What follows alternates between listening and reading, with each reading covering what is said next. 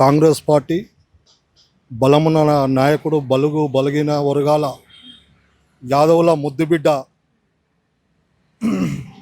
నవీన్ యాదవ్ గారికి టికెట్ ఇస్తే చాలా బాగుంటుంది. వాళ్ళు ఇప్పుడు కాదు, వాళ్ళ డాడీ చిన్న శ్రీశైలం యాదవ్ గారు 40 ఏళ్ళ నుంచి కష్టపడుతుండు. ప్రతి పార్టీకి ఆయనను యూజ్ చేసుకుంటుండే కానీ ఏ పార్టీలో ఆయనకు లిఫ్ట్ చేస్తలేరు. ఎంఐఎంఎల్ ఒకటిసారి టికెట్ ఇచ్చారు, కొద్ది ఓట్లతో గోపీనాథ్తో ఓడిపోయిండు. అప్పుడు దొంగ ఓట్లు అవి తయారు చేసారు, వాళ్ళ గవర్నమెంట్ ఉందని. మొన్న ఇండిపెండెంట్ 19,000 ఓట్లు తీసుకుంటే ఆసిమాజా కాదు. నవీన్ యాదవ్ గారు గణేషులకు కానీ, గరీబ్ వాళ్ళు చనిపోతే కానీ, ఆపదలో ఉన్న వాళ్ళకి కానీ ఏమైనా ఏదైనా రూపాయి లేకుండా పనిచేస్తాడు.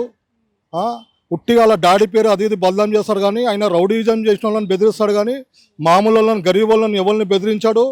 అసొంటి లీడర్లకు ఇవ్వాలి కానీ యాదవ్ వాళ్ళు ఎవరు లేరు.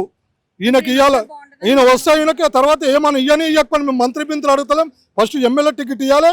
ఈ ఎమ్మెల్యే టికెట్ బంపర్ మెజారిటీ. ఇక్కడ కేసీఆర్ నిలవాట గెలవాడు, బండి సంజయ్ నిలవాట గెలవాడు, కిషన్ రెడ్డి గెలవాడు, నరేంద్ర మోడీ వచ్చిన ఇక్కడ ప్రచారం చేసినా గెలవాడు. నవీన్ యాదవ్ నిలబడితే కంపల్సరీ. ఆయన పైసలు పెట్టని పెట్టకపోని పబ్లిక్ మనిషి,